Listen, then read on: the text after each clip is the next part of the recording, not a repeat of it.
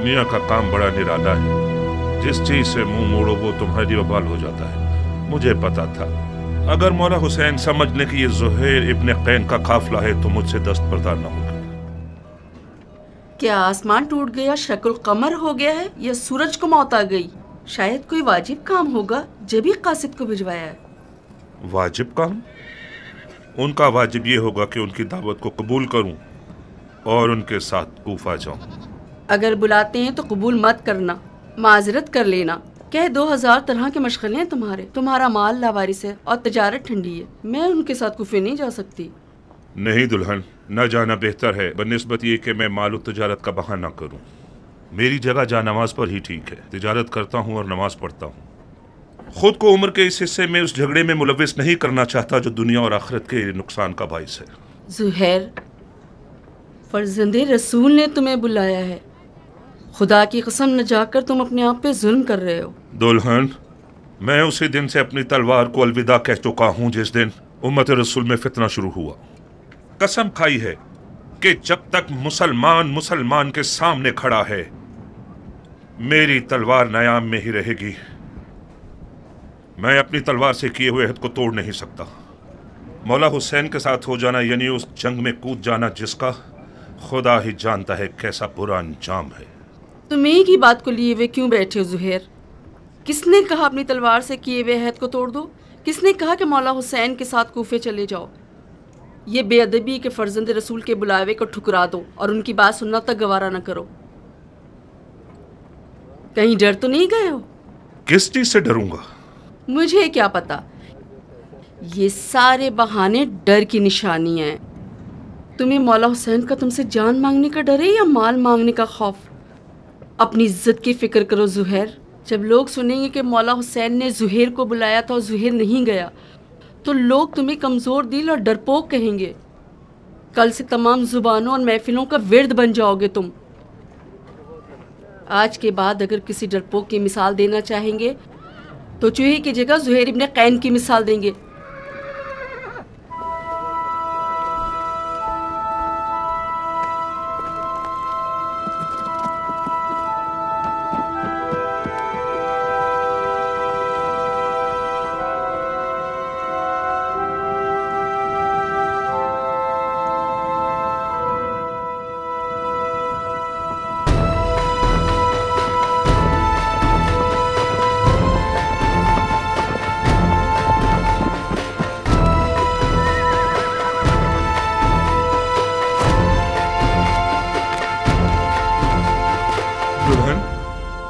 दुल्हन, मैं जाने के लिए आया हूँ। उस तलखी के साथ जाना और इस मिठास के साथ आना, क्या हुआ ज़ुहैर? मौला हुसैन ने तुम्हारे साथ क्या किया है?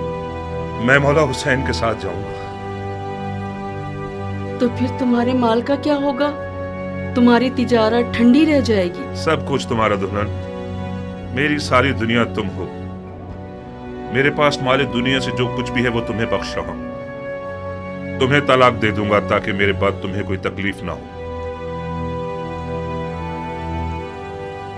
तलाक दे दोगे मुझे? यह नामुमकिन है कि मौला हुसैन यजीद की बात करे। मुझे खबर मिली है कि इब्ने ज़ियाद मौला हुसैन के कत्ल पर मामूर है और उसके बदले में बहुत कुछ पाएगा। कूफियों के कई इंसानुमा भेड़ियों के रेवड़ खरीद लिए गए हैं हुसैन से मुकाबले के लिए। मौला हुसैन के पास तो कोई लश्कर ही नहीं। मौला हुसैन के हमरा हो जाना यानी मौत के घर में कदम रखना। मेरे बाद गोया तुम तलाक याफ्ता हो। क्या ही अच्छा होगा कि अभी तलाक ले लो। जाओ दुल्हन जाओ, अपने बच्चों और मां की खबर लो।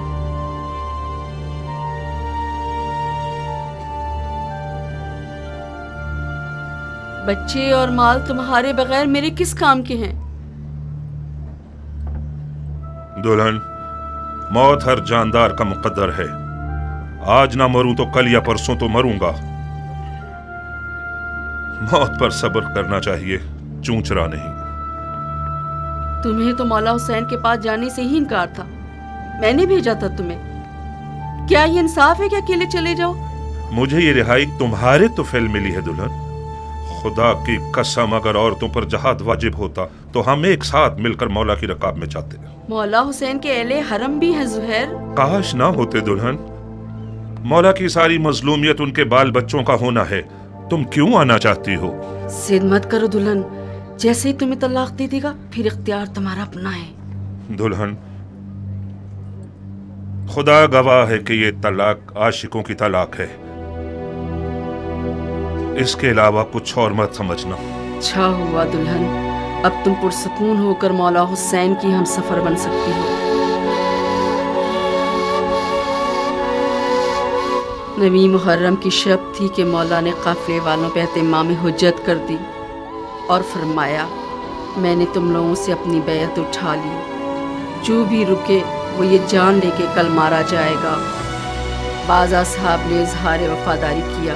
जुहैर ने भी खुश आवाज बुलबुल की तरह आवाज उठाई।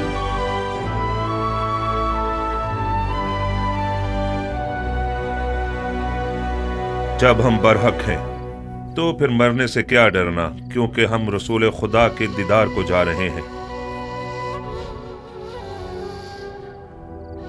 खुदा की कसम, अगर मैं मर जाऊं और जिंदा हो जाऊं और फिर मर जाऊं और जिंदा हो जाऊं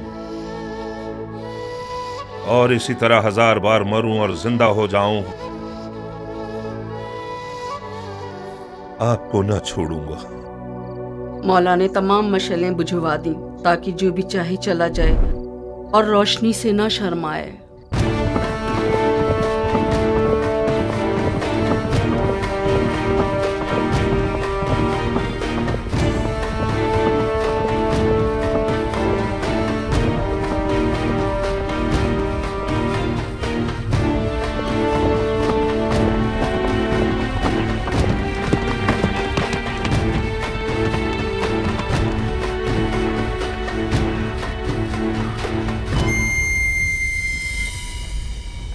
ओ ज़िल्फ जोशन के बेटे, मैंने सुना है फर्जंद रसूल से लड़ने के लिए तुम तमाम लश्कर से ज्यादा हिर्स रखते हो।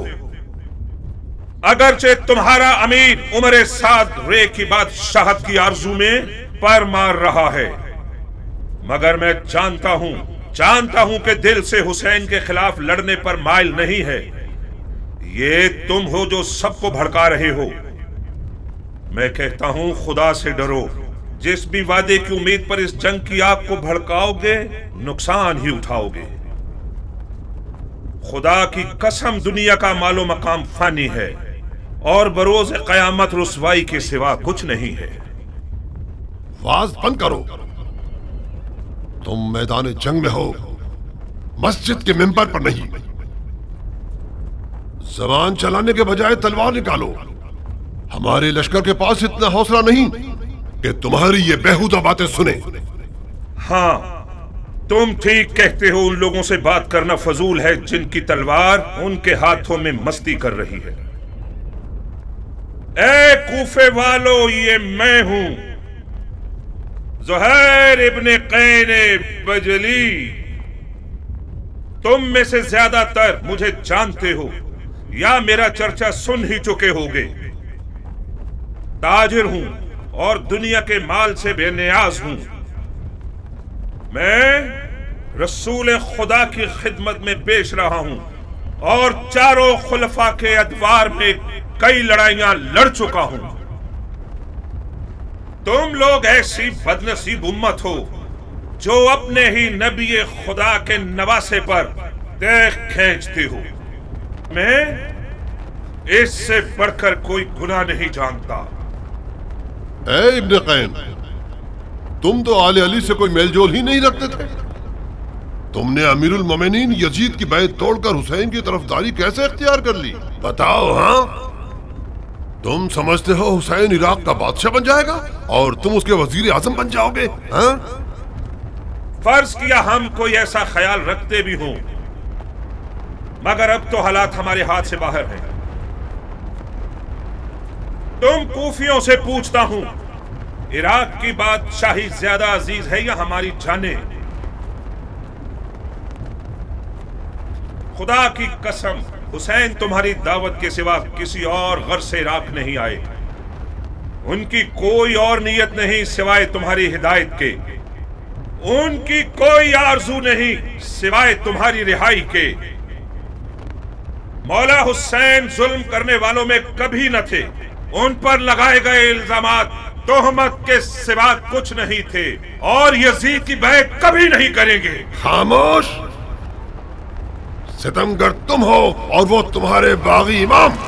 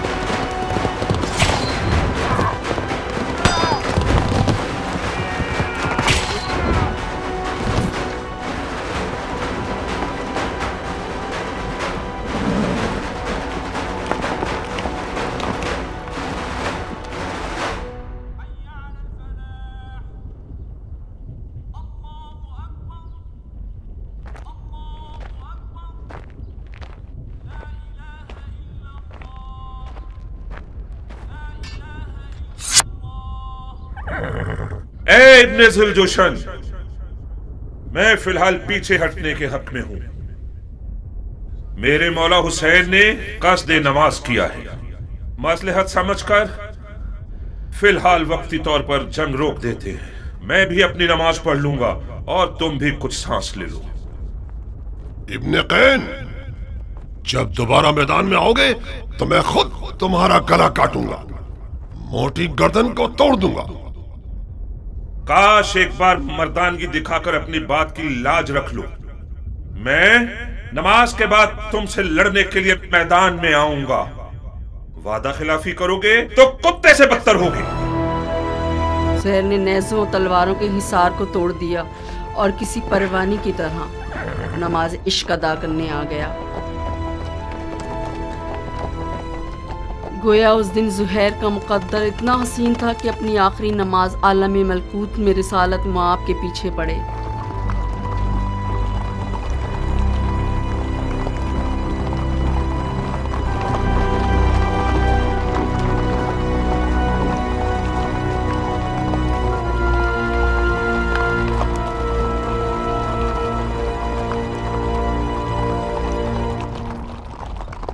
शर्म की बात है शिम्र कि इनका बेटा अब तक दनदनाता फिर रहा है। वो जंग नहीं कर रहा, मुझसे दिखा रहा है।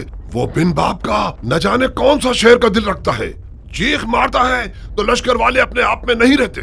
तीन का बेटा तो हुसैन की छोटी उंगली है। हाशमी जवानों का क्या करोगे जो हुसैन के खतरनाक बाजू हैं? अब्बास आ जाए तो क्या करोगे?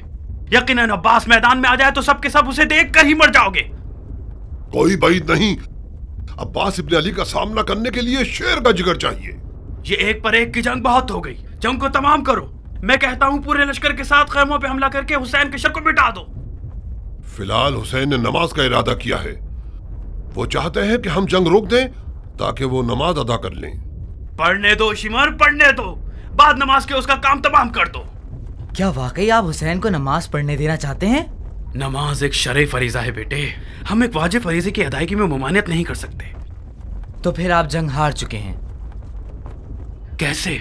ये लोग हुसैन को मारने आए हैं क्योंकि ये लोग समझते हैं कि हुसैन दीन से खारिज हो चुके हैं। जब ये लोग देखेंगे कि हुसैन ने नमाज पढ़ने के लिए जंग रोकी है तो समझ जाएंगे कि उन्हें धोखा दिया गया है। क्या पुख्ता राय है? क्या ऐसा नहीं है शिम्र? जी हाँ, शहजादे की राय बहुत ज़रीफ और गहरी है। भाई नहीं कि हुसैन इस काम से सोए हुए कूफियों को बेदार करना चाहते हो। तो फिर हमें हुसैन को नमाज पढ़ने नहीं देने चाहिए, है ना?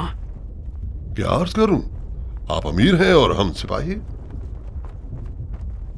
नहीं शिम्र नहीं, उन्हें नमाज मत पढ़ने दो।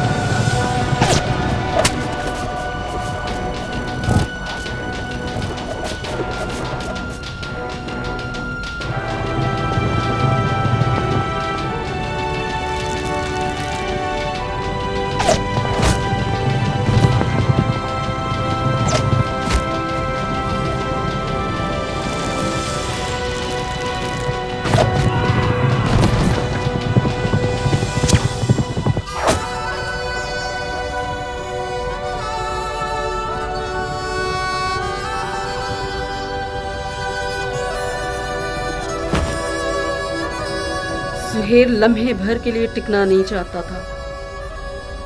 मैदान की तरफ जाने के लिए उस बच्चे की तरह था जो माँ के लिए बाहें फैलाया हुआ हो। नमाज के बाद शदीद जख्मी और प्यास की हालत में मैदान की तरफ गया।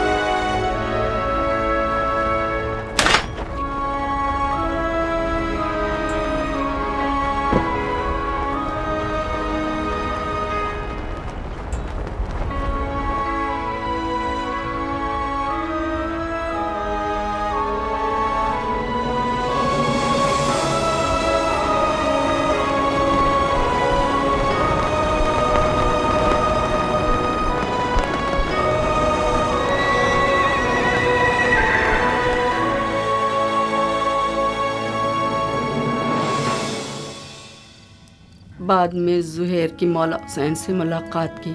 मुख्तलिफ बातें सुनने में आई कि जिनके बारे में ज़ुहैर ने कुछ नहीं बताया। कैसी बातें? मिसाल के तौर पे ये सुना कि मौला हुसैन ने एक मलाकुती लौह ज़ुहैर को दिखाया था जिसमें शुहदाए नैनवा के नाम तहरीर थे और ज़ुहैर इब्न कैन और शुहदा की तादाद लिखी हुई थी। या ये कि मौला हुसैन ने अपनी 2 उंगलियों के बीच में से उसे सब कुछ दिखा दिया था।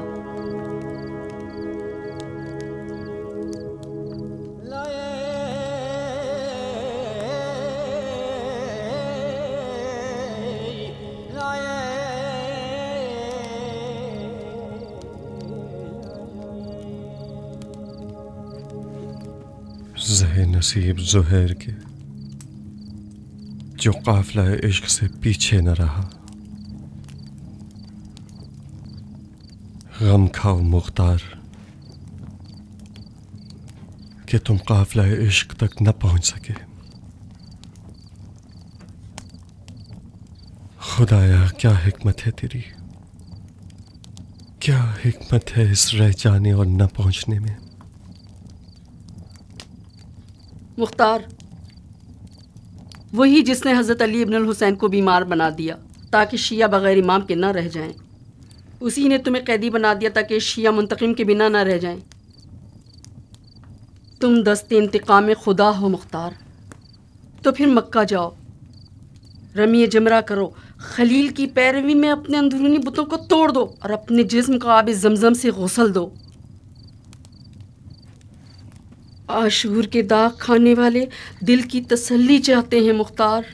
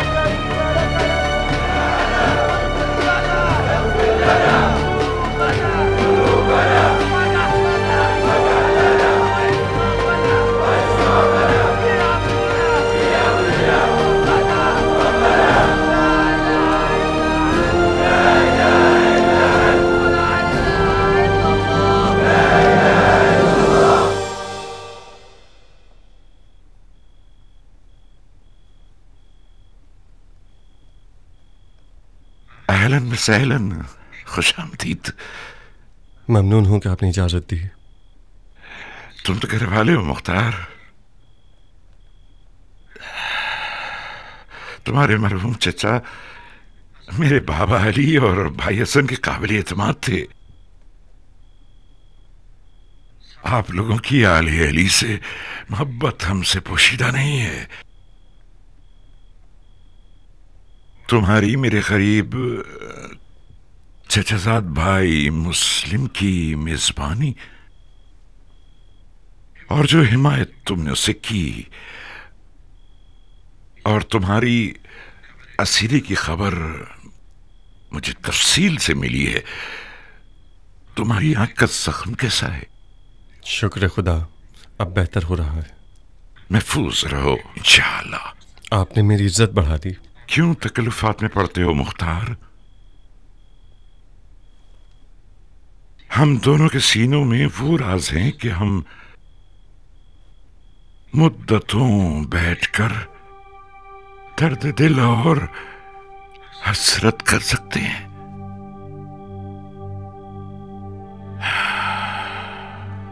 हम उस काफले से पीछे रह गए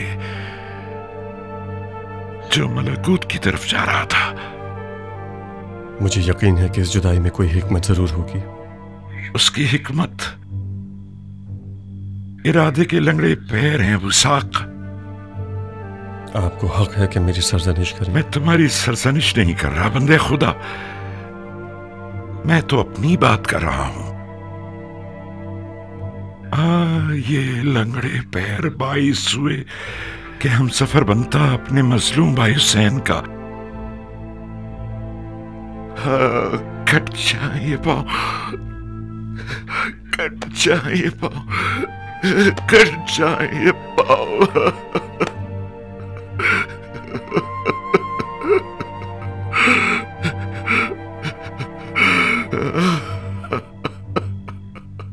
मैं हिजाज आया हूं ताकि अपने जैसों की गफलत का इजाला कर सकूं। कैसे इजाला करना चाहते हो? हाथ बढ़ाइए ताकि बैत करके आले अली का हक गासिबों और जालिमों से छीन सकूं। मुझे अपना पेशा मानते हो? आप हैदर कर्रार के फर्जंद हैं, वारिस खून शहीद मौला हुसैन।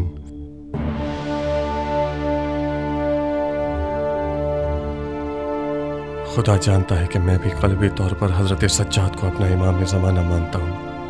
मैं आपके पास आया हूँ क्योंकि मुझे हुक्म जहाद के बारे में उनका फरमान मालूम है। मैं और आप शरन हक को फैला सकते हैं। मुख्तार अली का मानने वाला ताबे है और ताबईन का फरीजा फिलहाल मुसीबत पर सब्र और सुकूत है।